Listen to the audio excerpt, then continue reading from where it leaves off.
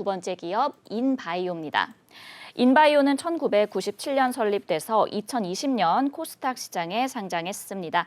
주요 사업은 석회암 성분의 친환경 및 살균, 살충, 제초제 등의 농약 및 비료 제조와 판매입니다. 인바이오는 작물 보호제 원료를 해외 글로벌 화학회사에서 수입해서 자사의 제형을 개발을 통해 제품화하고 있고요. 국내 농협 및 농업 관련 유통 채널에 판매하고 있습니다. 최근 실적도 한번 살펴볼게요. 2021년 3분기 개별 기준 매출액 2,706억 원, 276억 원, 영업이익 30억 원, 당기순이익 53억 원을 기록했는데요. 매출액과 영업이익은 전년 동기 대비 소폭 증가했고 당기순이익은 34억 원 증가했습니다. 네, 이렇게 인바이오 기업 정보 살펴봤고요. 대표님, 어떤 공시 볼까요? 네, 3월 8일이었습니다. 인바이오. 참 이 공시 타이틀이 굉장히 좀 무섭거든요. 네. 횡령 배임 혐의가 발생됐습니다. 공시 보도록 하겠습니다. 인바이오입니다. 횡령 배임의 혐의 발생, 사고 발생 내용 보도록 하겠습니다. 특별한 배임, 사문서 위조, 그리고 위조한 사문서의 행사 혐의를 받고 있는데 고소인은 인바이오 주식회사고요. 피고소인은 박모 씨 전 인바이오 주식회사의 사내이사 외 2인에 대해서 특별 배임과 사문서 위조 그리고 위조 사문서 행사의 혐의로 고소장을 제출했다는 겁니다. 횡령 금액 등은 지금 발생 금액이 해당이 좀 안 됐는데 네네. 지금 고소 금액에 대해서 금액 추정을 좀 안 했던 건지 아니면 지금 예상 금액이 포함이 안 된 건지가 좀 애매합니다. 그렇죠. 금액이 좀 안 나와 있어요. 자, 향후 대책을 보도록 하겠습니다.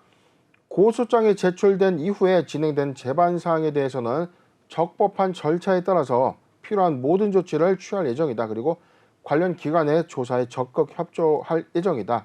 사고 발생일자 3월 8일, 확인일자가 3월 8일입니다. 기타 판단 관련 투자 판단 참고사항 보도록 하겠습니다. 본 혐의와 관련해서 2022년 3월 8일 남양주 북부 경찰서에 고소장을 제출했다. 형사고소와 관련된 건이 이와 별도로 동일한 혐의에 관련해서 민사 손해배상 청구 1억도 함께 진행을 하겠다. 상법상 본 혐의와 관련된 배임 금액이 확정되지 않았지만 추후에 발생될 금액이 확정되면 정정하겠습니다. 자기자본은 2020년도 말 개별 자기자본 기준이다. 네. 그리고 여기 이제 코멘트가 있습니다. 중요한 코멘트예요. 추후 확정될 금액이 자기자본의 3%를 초과하거나 10억 원 이상을 초과하게 된다면 상장 적격성 실질심사 대상에 포함될 수 있다는 점입니다. 자, 그런데 전체 지금 내용을 보면 지금 회사는 횡령의 발생이 아닙니다. 네. 횡령의 발생이 아니고 본 혐의와 관련된 배임 금액이 확정됐다. 배임 금액이 확정되지 않았다. 자, 횡령은 아니고 배임이죠. 지금 특별 배임이라고 했는데 그런데 그냥 배임이면 배임이지 특별 배임이라는 이 금액이 다소 크다는 오해를 받기 좋지 않습니까? 그렇죠. 자, 그래서 이게 굉장히 불안합니다. 지금 회사의 자기 자본의 369억인데 3%면 지금 한 9억 정도, 한 10억이 조금 초과되는 금액인데 네. 어림잡아서 10억이 넘어가면 단순하게 횡령 배임에 따른 주권 거래 정지가 좀 예상이 될 수 있는데 네네. 지금 특별이라는 이 단어가 붙었기 때문에 이 10억 원의 초과 여부가 좀 굉장히 궁금한 상황인데 내용을 보면 동일한 혐의에 대해서 관련된 민사 손해배상 청구 1억 원. 자, 그럼 어떻게 해석이 됩니까, 우리 앵커님? 금액이 얼마로 예상이 될까요? 그러게요. 1억 정도로 좀 보여지죠. 1억. 자, 그래서 지금 이 공시가 사실상 이 투자자들이 되게 굉장히 지금 혼란스러운 거죠. 회사 측에서 고소를 했으면 마땅하게 보도자료 배포를 통해서 투자자들이 좀 더 알기 쉽게 알려드려야죠. 이건 너무 잘못된 회사의 조치가 아닌가 판단해 봅니다. 전체적으로 이 공시로만 봤을 때 유추 해석해 보기로는 배임 금액은 1억 원 정도로 좀 책정이 되고 있어요. 1억에 대해서 민사 손해배상 청구금 일학도 같이 좀 진행이 됐기 때문에 전 사내이사회 2인이 회사의 이 피해 1억 원의 어떤 배임 혐의가 있어서 피해를 좀 끼치는 것이 아닌가 판단해 봅니다. 네, 이 인바이오의 공시 살펴봤는데요. 사실 이 올해 들어서 벌써 상장사 중에 세 번째 횡령 배임인 것 같은데 일단 횡령 배임 금액이 적든 크든 내부 통제 시스템이 좀 미비했다고 볼 수 있지 않을까요? 그렇죠. 지금은 일단 횡령이냐 배임이냐 공시상으로 보면 지금 횡령 금액은 아니고 배임으로만 좀 보여지거든요. 네. 내부 통제 부분에 대해서는 횡령과 배임에 대해서는 약간의 차이가 좀 있습니다. 그런가요? 횡령의 경우에는 당연히 회사의 중요 자산이 있는데 횡령이 됐다는 건 없다는 거잖아요. 네. 얼마 전까지 회사에 100억이 있었는데 갑자기 80억이 없어졌어요. 근데 장부에는 100억이 남아 있었죠.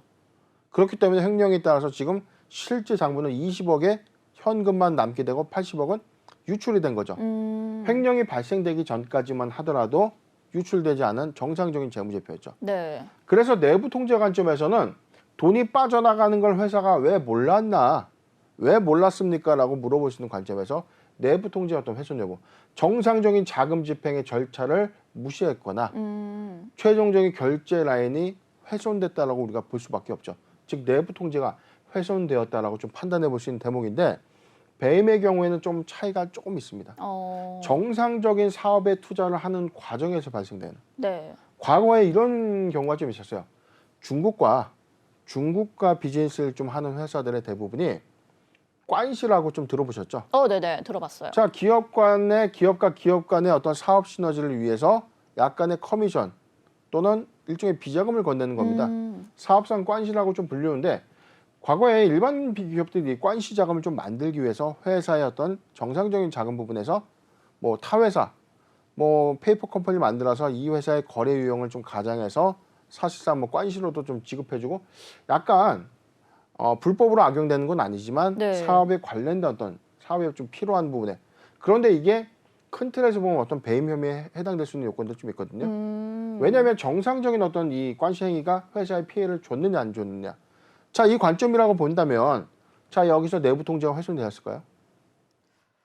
동계 참작 사유라고 좀 보는데 단순하게 자산의 유출이 있었을 때는 내부 통제 관점에서 보는 게 맞고 네. 사업성의 판단이잖아요. 네. 정상적인 내부 통제를 준수하면서 내부 통제를 잘 지켰어요. 결제로 잘 받았고 자금 집행도 이사회 결의를 통해서 뭐 적법하게 잘 수행을 했는데 종국적으로 투자했던 이 투자 행위 자체의 어떤 문제 또는 이로 인한 회사의 손실이 야기됐을 경우에 배임으로 좀 판단해 보는데 물론 최종적인 판단은 법원이 좀 하는 것이겠지만 자 이게 내부 통제 훼손 관점에서는 조금 이제 이 어폐는 좀 있어 보입니다. 그렇기 때문에 인바이오의 횡령 배임 혐의 발생에 따라서 지금 배임 금액이 1억 원이라고 한다면 이 부분이 내부 통제의 어떤 훼손을 가져왔다라고 좀 보긴 좀 어렵지 않겠는가.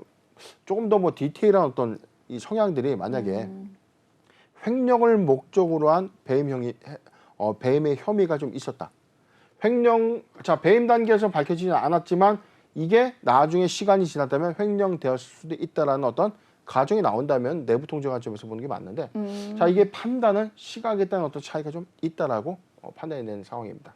네, 이 횡령과 배임에 대한 관점에 대해 간략하게 설명을 해주셨는데 대표님 근데 이 피고소인들이 재직했던 시절에 뭐 이런 횡령이나 배임 사실이 인정이 되면은 감사 보고서 수정이 또 이루어질 수 있지 않을까요? 이런 경우에는 어떻게 되나요? 그렇죠. 우리가 최근에 뭐 오시스템 임플란트 그리고 네. 계양전기 사례가 좀 있었습니다.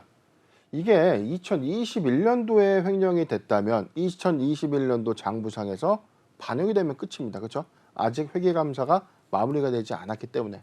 그런데 2020년도에 이루어졌다? 그럼 2020년도 감사보고서는 모두 제출이 완료된 됐죠. 상황이죠. 네. 그렇기 때문에 전기 재무제표의 수정이 불가피한 그런 상황인데 네. 이 배임의 요소는 정해진 어떤 원칙들, 정해진 어떤 이 집행 관계에서의 장부상 반영은 모두 끝났거나 뭐 평가 손실이 됐거나 뭐 회사의 어떤 다른 장부의 유형 형태로 남아있다면 사실상 이 부분은 이미 선반영된 겁니다. 이게 피해가 있었는지 없었는지 여부에 따라서 손해배상 구상채권이 있는가 네. 없는가 이 관점에서 좀 다뤄질 것이기 때문에 배임 혐의에 대해서는 이 부분을 갖고 전기 재무제표 어떤 수정 이슈는 지금 인바이오의 어떤 상황을 보면은 좀 예측하기가 좀 애매한 부분이 좀 있다는데 지금 1억 원의 부분이 이 정상적인 어떤 회사의 뭐 왜 1억이 어떤 형태로 유출되었는지 어떤 형태로 배임 혐의가 좀 발생되었는지에 대한 코멘트는 미비하기 때문에 참 판단이 좀 안 되는 부분은 이긴 하지만 이 부분 때문에 전기 재무제표가 좀 수정되는 그런 상황을 좀 만들지 않았으면 하는 그런 바람이죠. 네, 이 인바이오가 그리고 그동안에 공급 계약 그리고 시비 발행 등으로 안정적인 매출을 내고 또 유동성을 계속해서 확보해 오고 있는 상황이었는데요.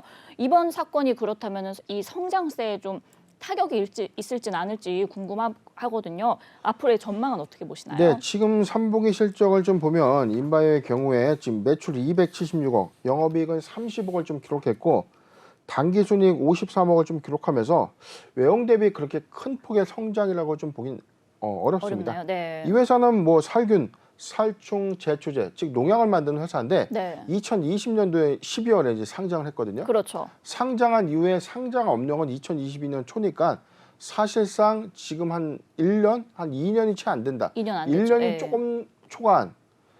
자, 그렇기 때문에 지금 인바이오의 이런 상황에서 왜 횡령 배임 혐의에 관련된 공시 타이틀이 무시무시하게 좀 나왔는가. 그런데 1억 원의 어떤 배임 혐의가 만약에 있다면 큰 틀에서의 어떤 훼손관계 좀 없겠지만 지금 우려가 되는 측면은 이거에 대한 어떤 정상적인 어떤 내막 코멘트가 좀 없기 때문에 네. 감사 의견 여부가 좀 매우 중요한 상황이 좀 아닌가 싶습니다. 어... 우리가 잘 모르는 회사의 디테일한 내용들은 추가적인 어떤 부연 설명이나 투자 판단된 관련된 사항들로 조금 더 자세하게 투자자들이나 주주들에게 좀 소통을 좀 해줘야 되는데 이런 부분들이 좀 없다는 게 좀 많이 아쉬운 상황이긴 하지만 지금 회사의 최근 공시를 좀 보면요. 네.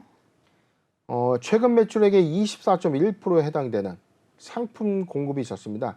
83억 원의 단일 판매 공급 계약 체결이 있었는데 올해 연말까지 납품하는 조건이에요. 여기 농협 경제 지주 주식회사이긴 한데 자, 선반영 효과에서 소폭의 어떤 매출 반영은 있기 때문에 올해보다는 소폭의 매출 증가세는 좀 있겠지만 사실 상장 이후에 이 회사의 뚜렷한 폭발적인 어떤 성장은 좀 둔화된 흐름이라면 사실상 지금 상황에서 뭐 점진적인 어떤 캐파를 확장해야 되는 어떤 상황에서 지금 이런 배임 혐의가 발생됐다는 어떤 부분들은 기업의 어떤 이미지에 큰 훼손이 되었다라고 좀 볼 수 있는 상황입니다. 네, 이 감사 의견 여부가 좀 중요할 것 같습니다. 대표님, 그럼 이제 주가 대응 전략도 한번 살펴봐 주세요. 네, 지금 차트를 좀 보면 이 회사 2020년도 12월에 상장된 이후에 자, 주가 최고가 대비 지금 어떻게 보이죠? 많이 3월 10일, 떨어졌네요. 5,020일. 자, 오늘 신저가까지 내려왔던 거죠. 네. 상장한 이후에 지속적으로 주가가 계속 빠지고 있는 그림입니다. 네. 자, 누가 봐도 이 회사 신규 상장 종목이라고 보기 어렵죠. 그렇죠.